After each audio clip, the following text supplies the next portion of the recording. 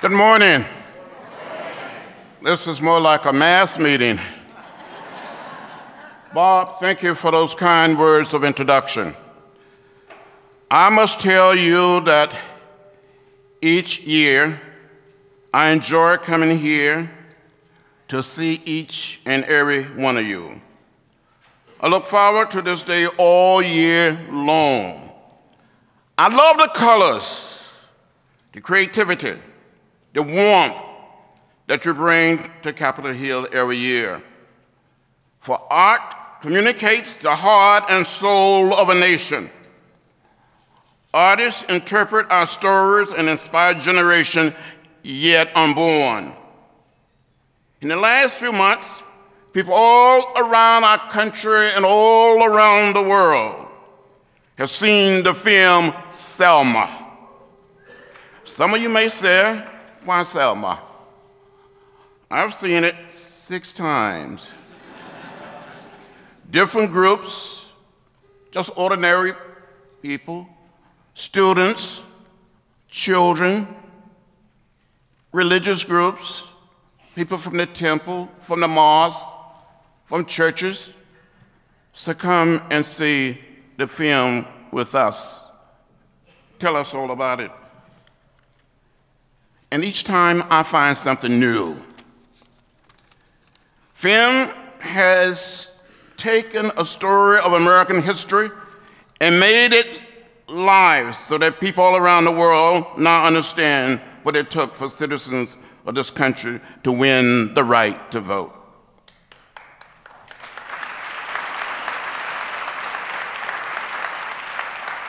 Video and still camera told the story in a way we could never have in 1965.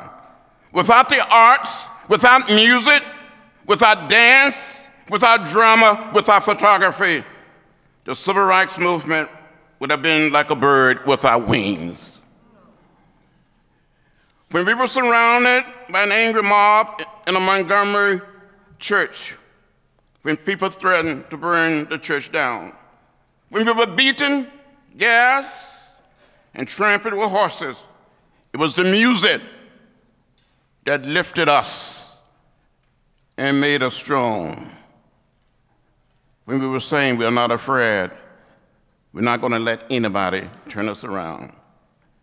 This year, just a few weeks ago, when we returned to Birmingham, to Montgomery, and to Selma, we saw a photograph of Spider Martin, a gifted photographer who told the story of the Selma to Montgomery March. He recorded the blistering feet and the holes in the soles of marchers' shoes. He showed the people in houses not long gone who waved from their porches on the side of the road. He recorded the campsites, the Hawaiian lays, and the one-legged veteran from Detroit who marched the whole 50 miles on crutches.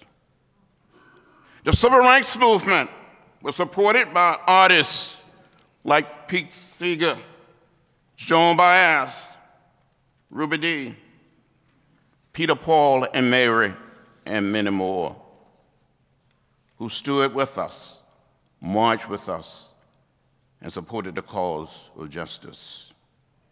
Few people know that Coretta Scott King was trained as an opera singer, and she used her voice to win souls for the struggle. Harry Belafonte, James Baldwin, Tony Bennett were with us in Alabama the night before we marched into Montgomery. Mary Anderson won our spirit during the March on Washington, and Mahalia Jackson told Dr. Martin Luther King Jr. to tell the world about your dream. Artists have the ability, the capacity to make it plain, to make it real. So what you must do today when you leave this room, go out there and make it plain, make it real. Now, some of you know I believe in drama.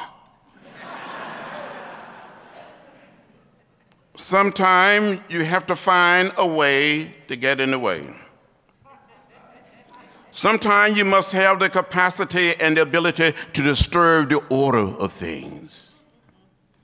Today, as supporters of the arts, you must speak truth to powers. For artists help bind us together as one community of peaceful, nonviolent warriors fighting for the cause of simple justice. Your work is so elegant and fine, express our deepest faith, our greatest hope, our persistent courage, and our highest inspiration. That's why it is very important that you're here today. As artists, you have a legacy of advocacy and activism. You must find a way, as I said before, to get in the way and make some noise. Speak up, speak out. During the 60s, I spoke out. I made some noise. I'm not suggesting that you come here today and get arrested and go to jail like I did during the 60s. But paint the picture. When I would go and visit Dr. Martin Luther King Jr. Church in Atlanta, he would be preaching, and his father would be nearby. We call him Daddy King. And he would say, "Make it plain, son. Make it plain. You must make it plain." Soon I plan to reintroduce the Arts Museum Partnership Act. It is long overdue. Some of you know that a few years ago, I was the major sponsor of the African American Museum of History and Culture. It took me 15 years to get it through the Congress, but I never gave up.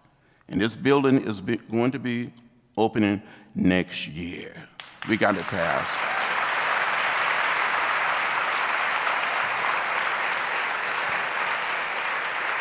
So you must not give up. The Arts Museum Partnership Act allows artists to have the same tax treatment as collectors when they donate their work to an American museum. It is the right thing to do, it's the just thing to do, and it is long overdue, and we must make it happen.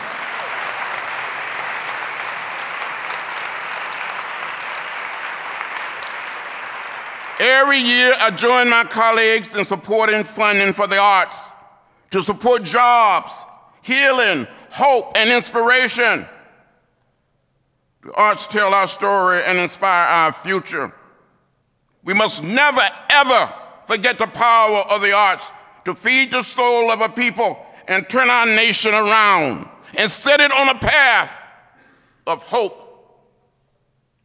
For in a real sense, we are one people. We are one family. We all live in the same house. The American house, the world house. As the late Ethel Randolph was said from time to time when he was preparing for the March on Washington in August of 1963, maybe our foremothers and our forefathers all came to this great land in different ships, but we're all in the same boat now. So it doesn't matter whether we're black or white, Latino, Asian American, or Native American, whether we're straight or gay, we're one family. As Dr. King said, we must learn to live together as brothers and sisters, or we will perish as fools. You know the way. Get out there and do what you must do while you're here. Thank you very much.